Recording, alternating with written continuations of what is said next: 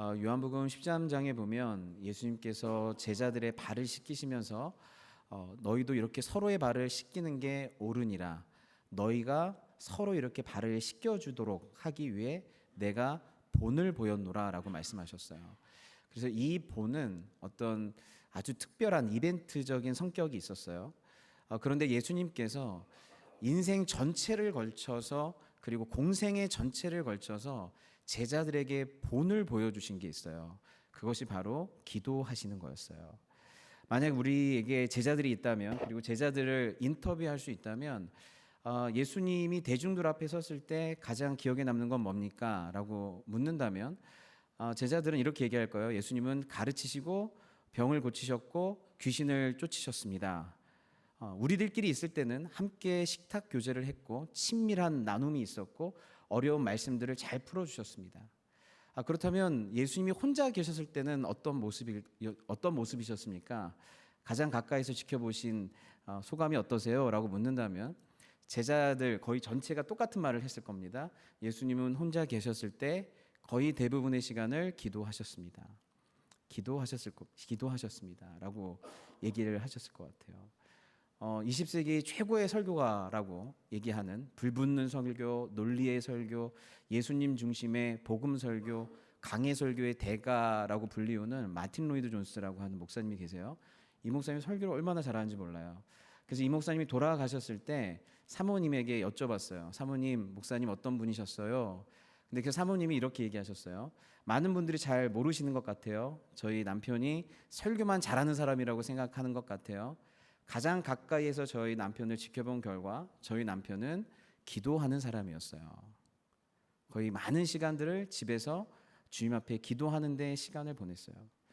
제가 그 말을 듣고 저도 같은 설교가로서 기도해야겠다.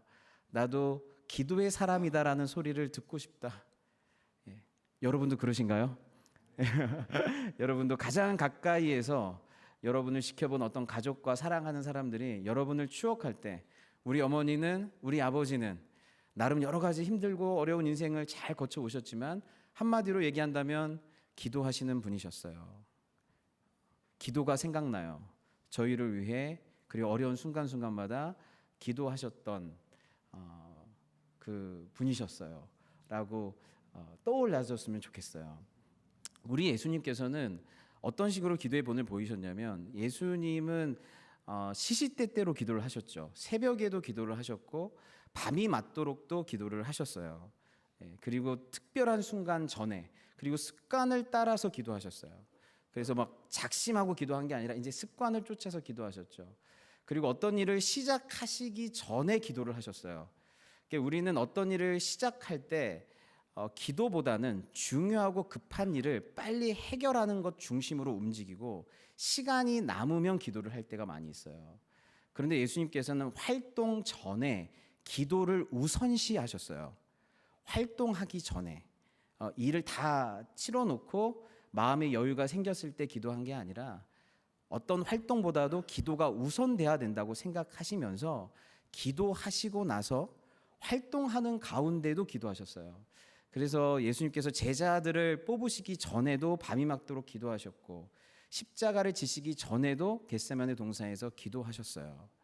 그리고 오병이어 사건 때는 그 오병이어 사건이 일어나는 그 중간에 하늘을 우러러 축사하시면서 기도하셨고, 나사로를 살리실 때에도 그 사역하는 중간중간마다 기도하셨어요. 그리고 사역이 다 마치고 나서도 주님께서 기도하셨어요. 그래서 오병이어 사건 이후에 긴 기도의 호흡으로 기도하시기 위해 산으로 올라가셨어요. 그리고 예수님께서 모든 사역을 마치셨을 때 십자가에서 아버지여 내 영혼을 아버지 손에 부탁하나이다. 기도로 마치셨어요. 저는 이 여러 가지 예수님의 기도의 본 중에 마무리를 기도로 하셨다고 하는 게 저는 개인적으로 큰 도전이 됐어요. 마무리를. 그래서 제가 그러면서 저 개인적으로 묵상을 했어요. 내가 설교를 끝내놓고 나서 설교를 준비할 때 기도를 하거든요. 설교 중간중간에도 하나님 말씀이 잘 안 들어가는 것 같아요.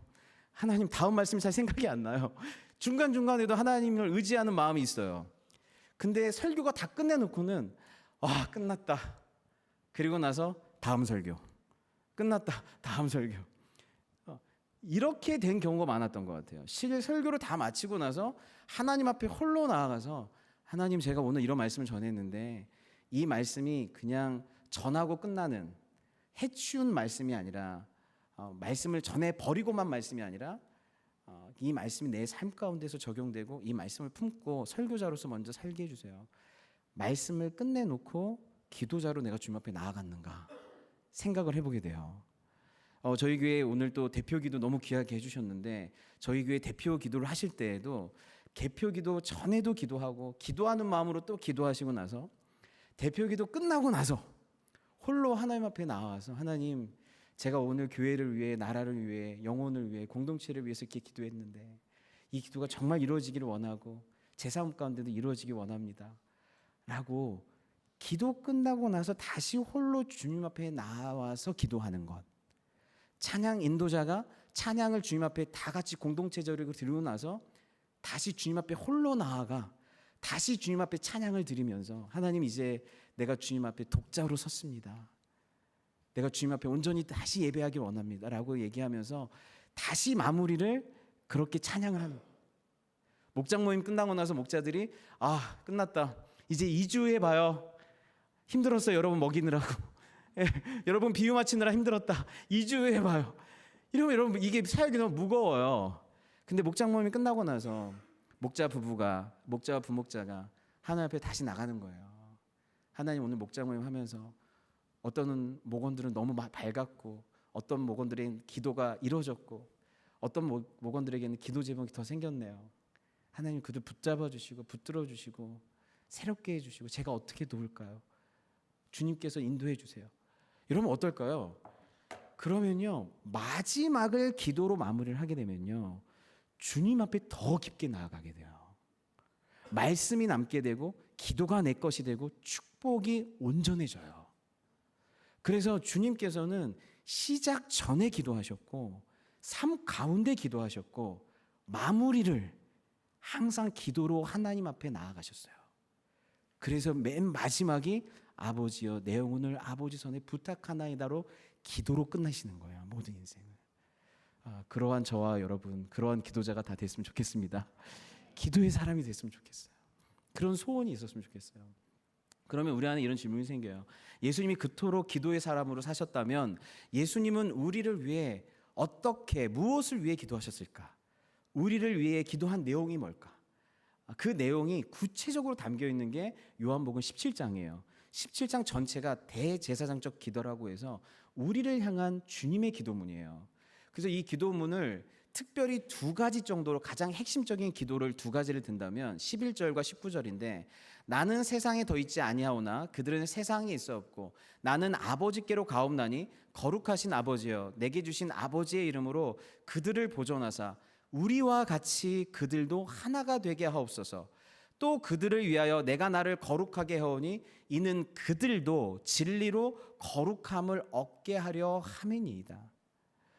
이 기도의 전체 내용을 보면 우리와 같이, 아버지와 예수님이 하나를 이루는 것 같이 그들도 하나가 되게 해주세요. 내가 세상에 속하지 않은 것 같이 이들도 세상에 속하지 않게 해주세요. 내가 악에 빠지지 않은 것 같이 이들도 악에 빠지지 않게 해주세요. 내가 진리로 거룩한 것 같이 이들도 진리로 거룩하게 해주세요.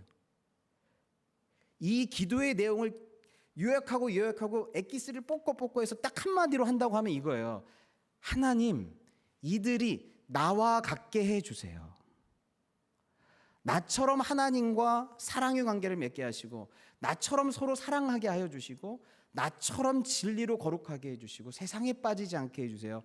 나와 같게 해주세요. 우리를 향한 예수님의 기도의 핵심은 주님, 이들이, 임채형 목사가 아니면 여러분 한 분 한 분이 나와 같이 예수님과 같은 존재가 되게 해주세요.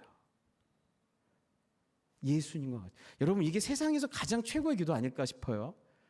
왜냐하면 세상에서 가장 아름다우시고 가장 행복하시고 가장 위대하신 분이 예수님이신데, 우리를 향한 주님의 기도가 뭐냐면 주님, 이들이 잘 되긴 하지만 제 한참 밑이 되게 해주세요가 아니라 나와 같은 존재, 나처럼 아름답게 해주시고, 나처럼 행복하게 해주시고, 나처럼 거룩하게 해주시고, 나처럼 주님과 하나의 관계, 서로 하나의 관계를 맺게 해주세요. 나처럼 되게 해주세요. 여러분, 이게 주님의 기도예요. 그리고 그 기도를 이루실 줄 믿습니다. 그 기도를 이루실 줄 믿어요. 그 주님께서 특별하게 제일 먼저 기도한 게 우리와 같이 이들도 하나가 되게 해주세요. 그리고 지금도 보좌 우편에서 이걸 갖고 기도하세요. 하나가 되게 해주세요. 이걸 첫 번째 기도 제목으로 삼았어요.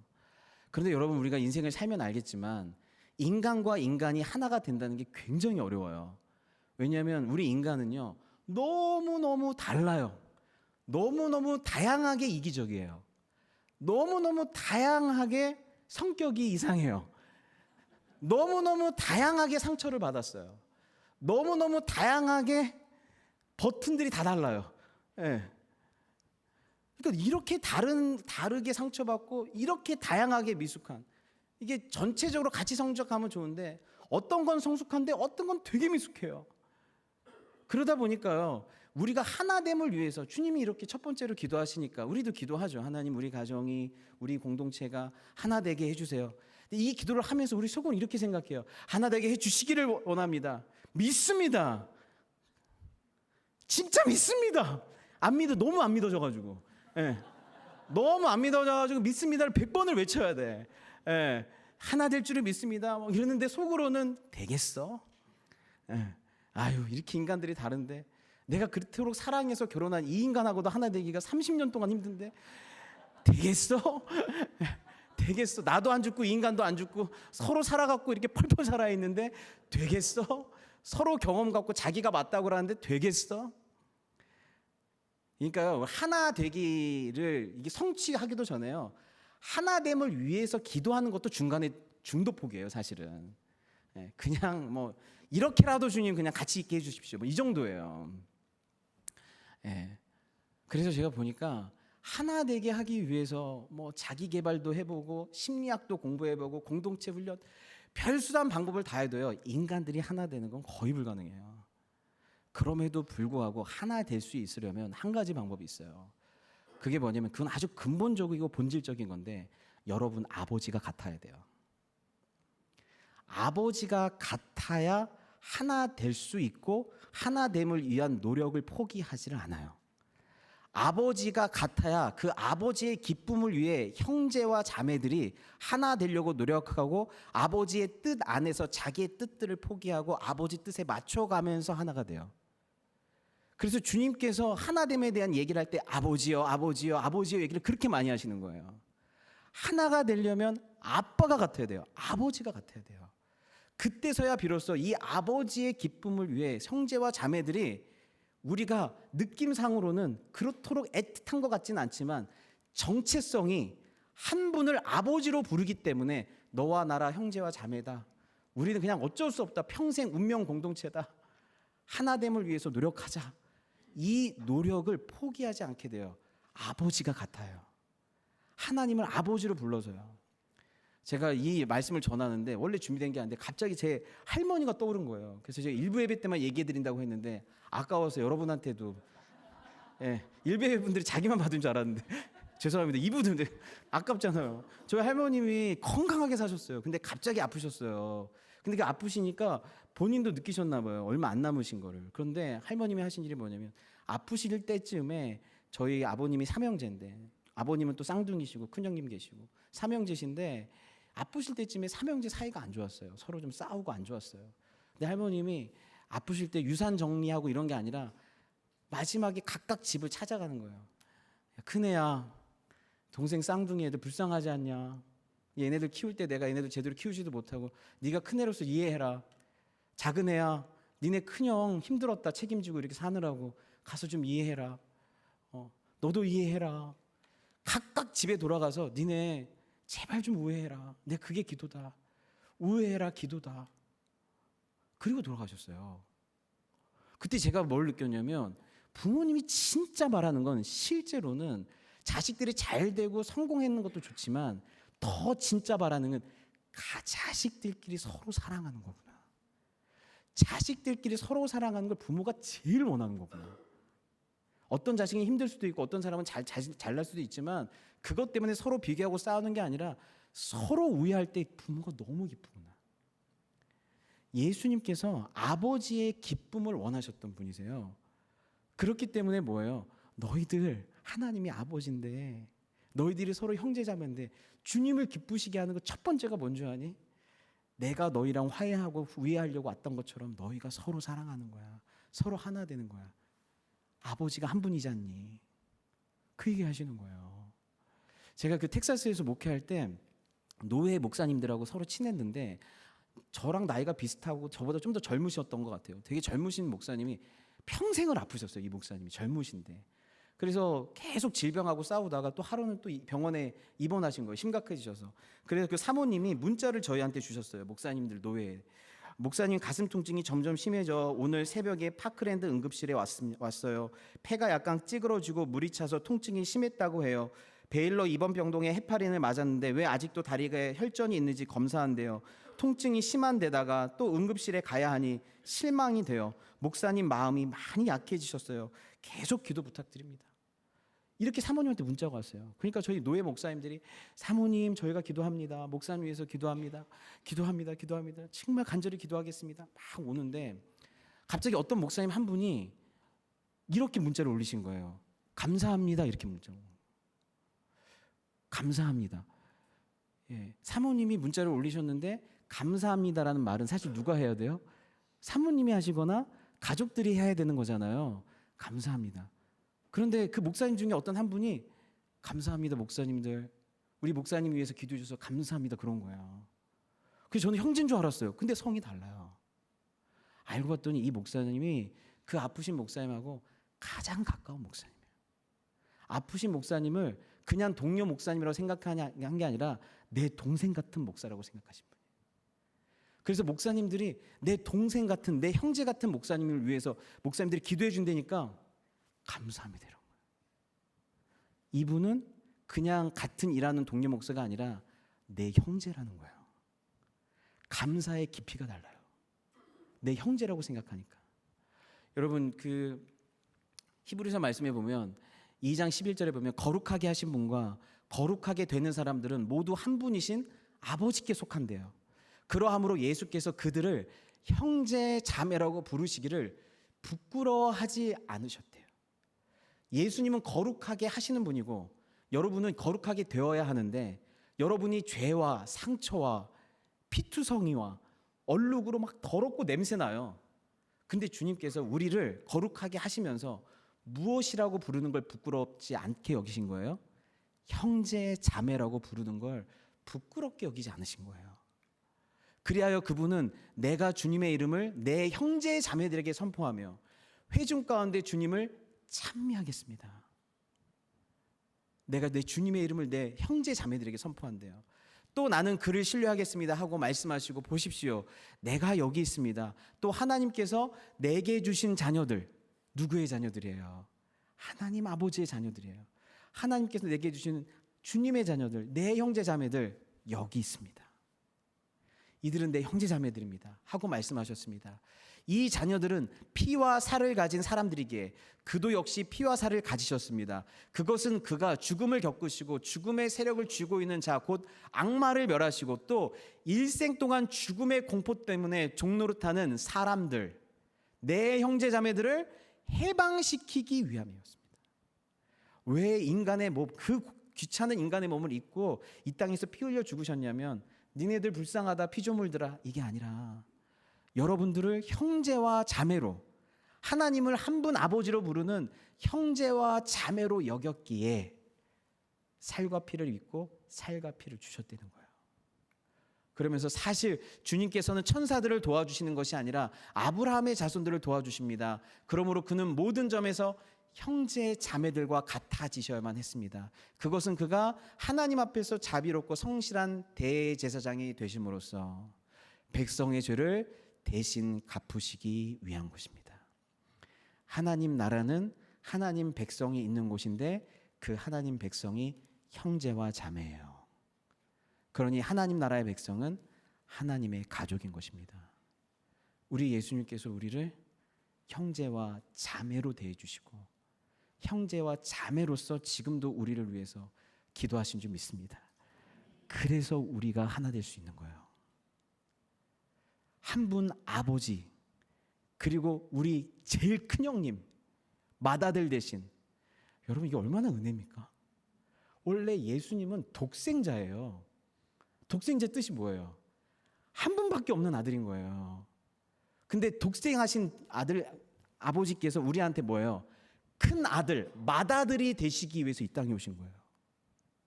수 없는 형제 자매들을 통해서 맏아들이 되어주시려고. 저는 독생자가 맏아들 되어주신 게 너무 감사해요. 그래서 우리가 입양됐잖아요.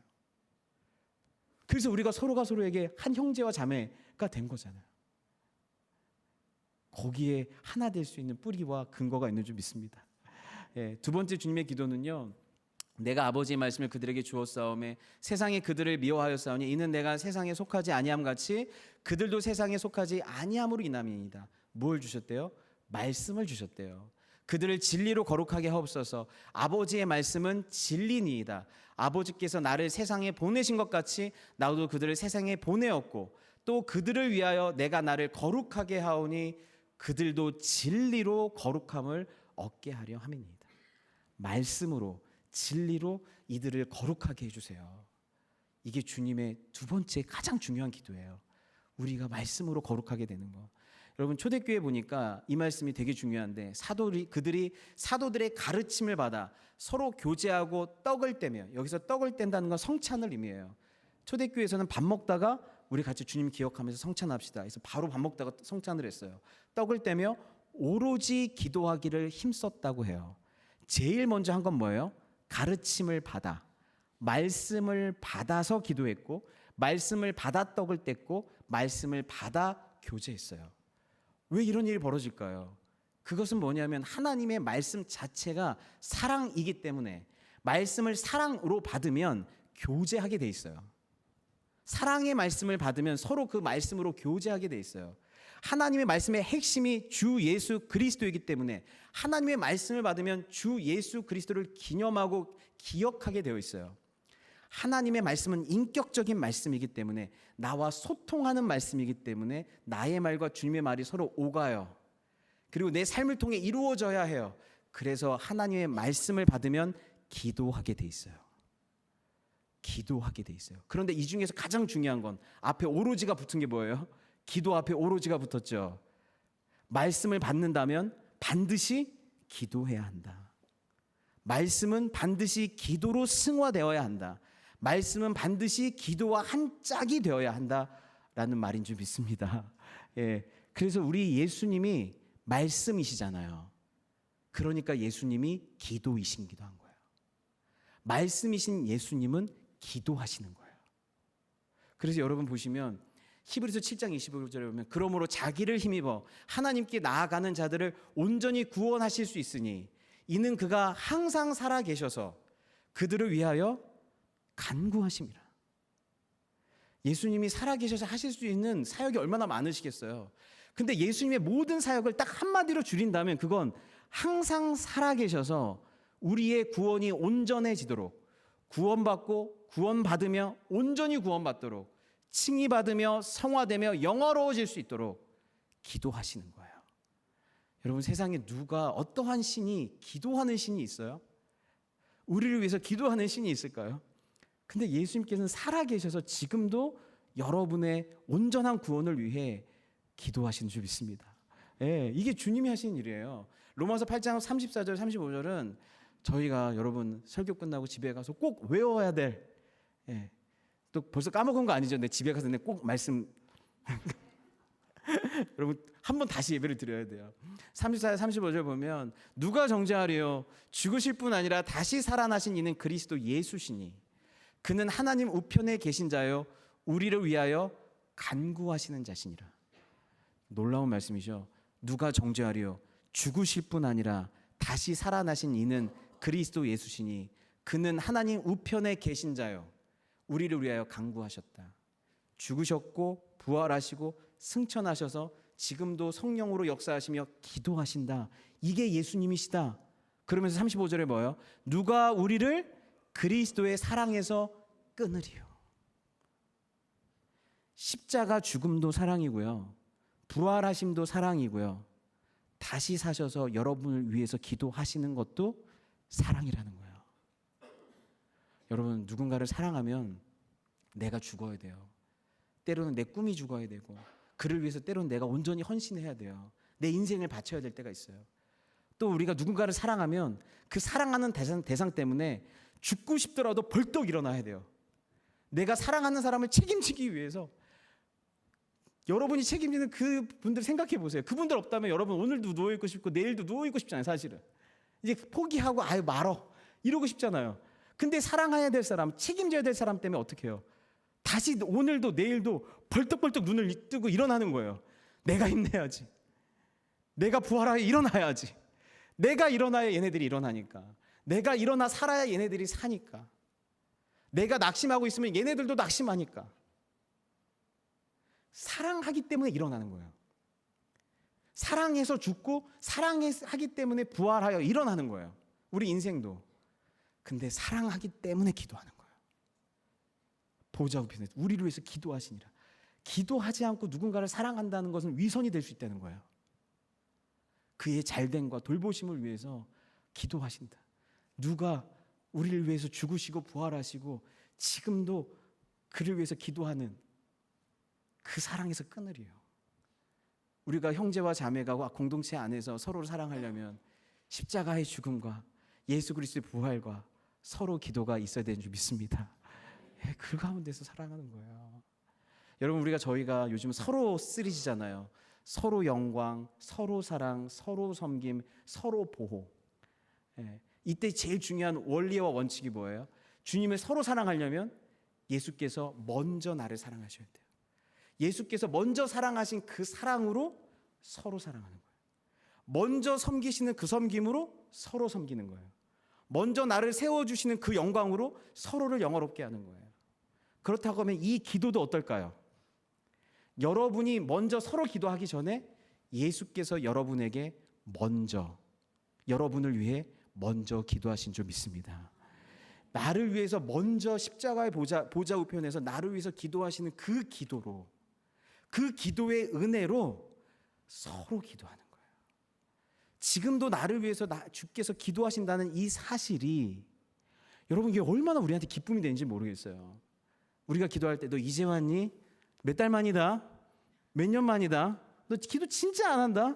이렇게 우리를 째려보시는 게 아니라 기도하러 온 그 순간 주님께서 니다 기도하기도 전에 내가 너를 위해 지금까지 쉬지 않고 기도했다고 말씀하시는 거예요. 이게 우리한테 얼마나 큰 은혜인지 모르겠어요. 주께서 나를 위해서 기도하신다는 게. 제가 백종식 장로님하고 산행을 한번 갈 기회가 있었어요.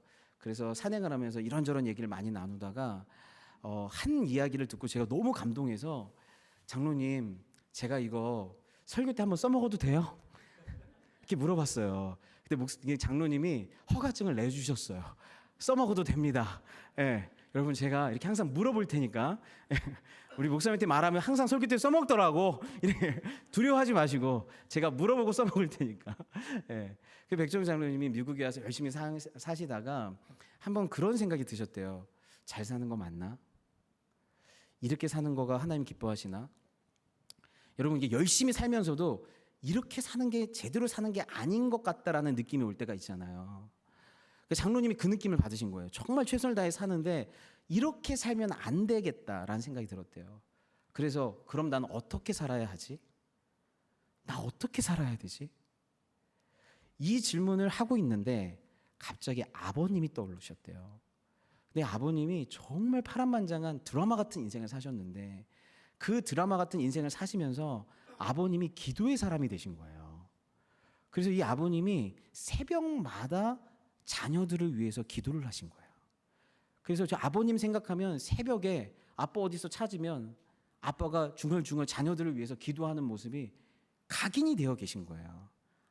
그런데 그 장로님이 아버님이 떠오르면서 어떻게 살아야지 하는데 새벽에 날 위해서 기도하는 아버지가 떠오르면서 마음이 이런 생각이 들었대요. 내가 아버지의 기도를 들어드려야겠다. 내가 아버지의 기도를 들어드려야겠다. 내가 아버지의 기도를 응답해야겠다. 아버지가 나한테 했던 그 기도가 무엇이었지? 그 기도대로 내가 살아드려야겠다. 전 거기서 너무너무 감동을 받은 거예요. 저도 아버지가 기도했거든요.